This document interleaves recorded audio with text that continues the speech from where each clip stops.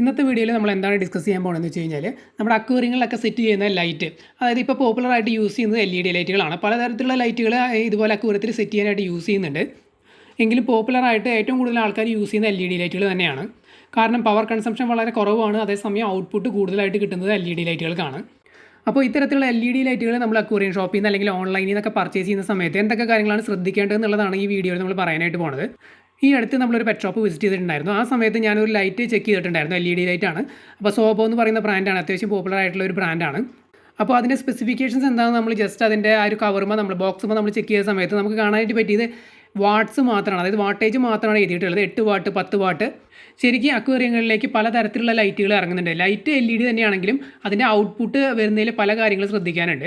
അത് ഞാൻ സ്പെസിഫിക് ആയിട്ട് ഈ വീഡിയോയിൽ പറയുന്നുണ്ട്, എന്തൊക്കെ കാര്യങ്ങളാണ് ആ സ്പെസിഫിക്കേഷൻ നമ്മൾ ശ്രദ്ധിക്കേണ്ടതെന്നുള്ളത്. അത് ഓരോ അക്വേറിയങ്ങളെ ഡിപ്പെൻഡ് ചെയ്തിരിക്കും. പ്ലാന്റഡ് അക്വേറിയങ്ങളാണെങ്കിൽ അല്ലെങ്കിൽ ഫിഷ് മാത്രമുള്ള അക്വേറിയങ്ങളാണെങ്കിൽ, അപ്പോൾ ഓരോ പർപ്പസിനനുസരിച്ചാണ് നമ്മൾ ലൈറ്റ് ചൂസ് ചെയ്യേണ്ടത്.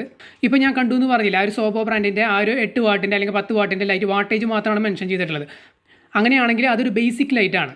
അതായത് അക്വേറിയങ്ങളിൽ ബേസിക്കായിട്ട് നമുക്ക് യൂസ് ചെയ്യാൻ പറ്റിയ, അതായത് ഫിഷ് ഓൺലി ടാങ്കുകളിൽ യൂസ് ചെയ്യാം, അല്ലെങ്കിൽ ചെറിയ രീതിയിൽ, അതായത് ചെറിയ ലൈറ്റൊക്കെ വേണ്ട, അനൂബിയാസ്, ജാവഫോൺ പോലുള്ള ചെടികളൊക്കെ ലൈറ്റ് ചെറിയ രീതിയിലുള്ള ലൈറ്റ് മതി. അപ്പോൾ അത്തരം ചെടികളൊക്കെ ആണെന്നുണ്ടെങ്കിൽ നമുക്ക് ഇതേപോലെ ജനറൽ ആയിട്ടുള്ള ജസ്റ്റ് വാട്ടേജ് മാത്രം മെൻഷൻ ചെയ്തിട്ടുള്ള ലൈറ്റുകൾ യൂസ് ചെയ്യാം. അതുപോലെ തന്നെ പ്ലാന്റ്സ് കാര്യങ്ങളൊന്നും അധികം സെറ്റ് ചെയ്തിട്ടില്ല, വെറൈറ്റി പ്ലാന്റ്സുകളൊന്നും സെറ്റ് ചെയ്തിട്ടില്ലെങ്കിൽ നമുക്ക് ഇതുപോലെ ജനറൽ പർപ്പസിന് ആയിട്ട് റിലീസ് ചെയ്തിട്ടുള്ള ജസ്റ്റ് വാട്ടേജ് മാത്രം മെൻഷൻ ചെയ്തിട്ടുള്ള ഇത്തരം ലൈറ്റുകൾ യൂസ് ചെയ്യാം. ഇതിൻ്റെ പ്രൈസ് വരുന്നത് എനിക്ക് തോന്നുന്നു 180, 200, 150 ആ ഒരു റേഞ്ചൊക്കെയാണ് പ്രൈസ് വരുന്നത്.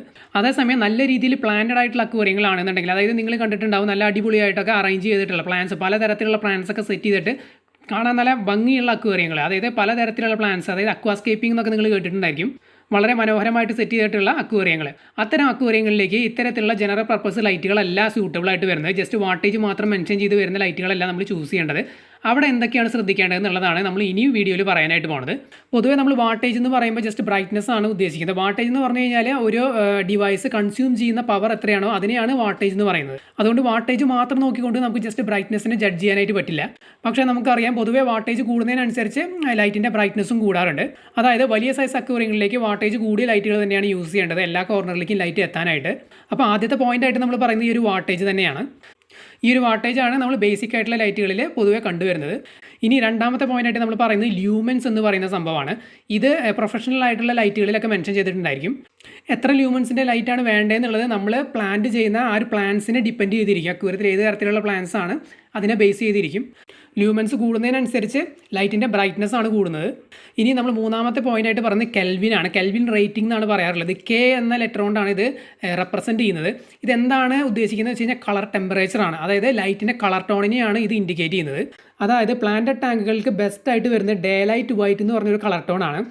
അതിനായിട്ട് നമ്മൾ ചൂസ് ചെയ്യേണ്ടത് 6500K അല്ലെങ്കിൽ 6500 കെൽവിൻ റേറ്റിംഗ് വരുന്ന LED ബൾബുകളാണ്. ഇത് ആ ഒരു ബോക്സിൽ മെൻഷൻ ചെയ്തിട്ടുണ്ടായിരിക്കും. അതുപോലെ തന്നെ ഒരു ബ്ലൂവിഷ് വൈറ്റ് കളർ ടോണാണ് നമ്മുടെ മറൈൻ ടാങ്കുകൾക്ക് വേണ്ടത്. അപ്പോൾ നമ്മൾ നേരത്തെ ഫ്രഷ് വാട്ടർ ഫിഷ് ടാങ്കുകൾക്ക് പറഞ്ഞു 6500K അല്ലെങ്കിൽ 6500 കെൽവിൻ റേറ്റിംഗ് ആണ് വേണ്ടത്. അതേസമയം ഇത്തരത്തിലുള്ള മെറൈൻ ഫിഷ് ടാങ്കുകൾക്ക് ആണെന്നുണ്ടെങ്കിൽ 10000 കെൽവിൻ റേറ്റിംഗ് ആണ് വേണ്ടത്, അതായത് 10000K. അപ്പോൾ എപ്പോഴും ശ്രദ്ധിക്കുക, ഫ്രഷ് വാട്ടർ പ്ലാന്റ് ടാങ്കുകൾ ആണെന്നുണ്ടെങ്കിൽ 6500K to 7000K വരെ ആവാം. ഇതാണ് ബെസ്റ്റ് കളർ ടെമ്പറേച്ചറായിട്ട് പറയുന്നത്. അടുത്തതായിട്ട് നമ്മൾ ശ്രദ്ധിക്കേണ്ട ഒരു കാര്യം എന്ന് പറയുന്നത് PAR എന്ന് പറയുന്ന ഒരു സംഭവമാണ്. ഫോട്ടോസിന്തറ്റിക്കലി ആക്റ്റീവ് റേഡിയേഷൻ എന്നാണ് ഇതിൻ്റെ ഫുൾ ഫോം. ഇത് ലൈറ്റുകളിൽ അല്ലെങ്കിൽ അതിൻ്റെ ബോക്സുകളിൽ മെൻഷൻ ചെയ്തിട്ടുണ്ടായിരിക്കും. ഇതെന്താണ് ഉദ്ദേശിക്കുന്നതെന്ന് വെച്ച് കഴിഞ്ഞാൽ ഫോട്ടോസിന്തസിസിന് പ്ലാന്റ്സിന് യൂസബിൾ ആയിട്ടുള്ള ലൈറ്റിൻ്റെ എമൗണ്ടിനെയാണ് ഇത് കാണിക്കുന്നത്. അപ്പോൾ ഇത് നമ്മൾ ചൂസ് ചെയ്യേണ്ടത് എങ്ങനെയാണെന്ന് വെച്ച് കഴിഞ്ഞാൽ ലോ ലൈറ്റ് പ്ലാന്റുകളാണെന്നുണ്ടെങ്കിൽ ഈ PAR ഒരു 30 മുതൽ 50 വരെയാണ് വരേണ്ടത്. അതേസമയം ഹൈ ലൈറ്റ് വേണ്ട പ്ലാന്റുകളാണെന്നുണ്ടെങ്കിൽ, അതായത് നല്ല രീതിയിൽ ലൈറ്റ് വേണ്ട പ്ലാന്റുകളാണെന്നുണ്ടെങ്കിൽ അതിൻ്റെ ഈ ഒരു PAR വേണ്ടത് 100 അല്ലെങ്കിൽ 100ന് മുകളിലാണ്. അപ്പോൾ ഇത് കൃത്യമായിട്ട് തന്നെ ബോക്സുകളിൽ മെൻഷൻ ചെയ്തിട്ടുണ്ടായിരിക്കും PAR എന്ന് പറഞ്ഞ സംഭവം. അപ്പോൾ നമ്മൾ അക്വേറിയത്തിൽ സെറ്റ് ചെയ്യുന്ന പ്ലാന്റ്സ് ലോ ലൈറ്റ് പ്ലാന്റുകളാണെന്നുണ്ടെങ്കിൽ ഒരു 30-50 PAR ഉള്ള ലൈറ്റുകളാണ് ചൂസ് ചെയ്യേണ്ടത്.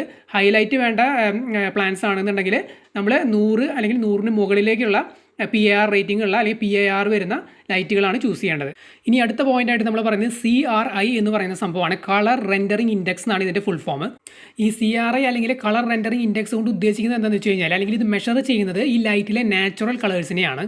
അപ്പോൾ ഈ ഒരു CRIയുടെ സ്കെയിൽ എന്ന് പറഞ്ഞു കഴിഞ്ഞാൽ 0 to 100 ആണ്, അതായത് 0 മുതൽ 100 വരെയാണ്. അപ്പോൾ ലൈറ്റൊക്കെ നമ്മൾ ചൂസ് ചെയ്യുന്ന സമയത്ത് ഈ CRI മെഷർമെൻറ്റ് അല്ലെങ്കിൽ ഈ CRI സ്കെയിൽ നമ്മൾ ചൂസ് ചെയ്യേണ്ടത് 80+ ആണ്. 80+ ആണെങ്കിൽ ഗുഡ് എന്ന് പറയാം, 90+ ആണെങ്കിൽ എക്സലൻ്റ് എന്ന് പറയാം.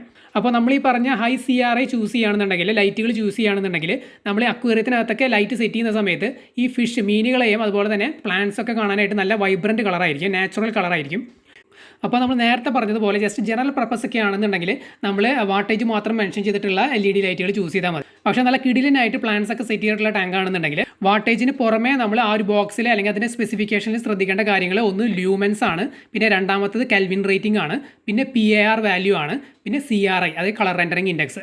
ഈ പറഞ്ഞ 4 കാര്യങ്ങളും പ്ലസ് വാട്ടേജ്, അങ്ങനെ ടോട്ടൽ 5 കാര്യങ്ങളാണ് മെയിനായിട്ട് നമ്മൾ ബോക്സിൽ ശ്രദ്ധിക്കേണ്ടത്. അതുപോലെ തന്നെ ചില ലൈറ്റുകളിൽ ഫുൾ സ്പെക്ട്രം ലൈറ്റ് എന്ന് എഴുതിയിട്ടുണ്ടാവും. ഫുൾ സ്പെക്ട്രം അല്ലെങ്കിൽ പ്ലാൻ ഗ്രോ ലൈറ്റ്. ഇങ്ങനെ എഴുതിയിരിക്കുന്നത് എന്താണ് ഉദ്ദേശിക്കുന്നത് എന്ന് വെച്ച് കഴിഞ്ഞാൽ ഈ സൺലൈറ്റുമായിട്ട് ഈ ഒരു ലൈറ്റ് ഏകദേശം മിമിക്ക് ചെയ്യുന്നതാണ്. അതായത് ഏകദേശം സൺലൈറ്റ് പോലെ.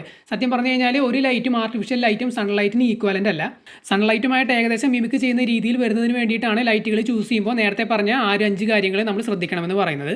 പ്രോപ്പറായിട്ടുള്ള പ്ലാൻ ഗ്രോത്തിന് ഇത് വളരെ അത്യാവശ്യമാണ്. എന്തെങ്കിലും ഡൗട്ട് ഉണ്ടെങ്കിൽ കമൻറ്റ് ചെയ്ത് ചോദിക്കുക, നമ്മൾ തീർച്ചയായിട്ടും റിപ്ലൈ തരുന്നതായിരിക്കും.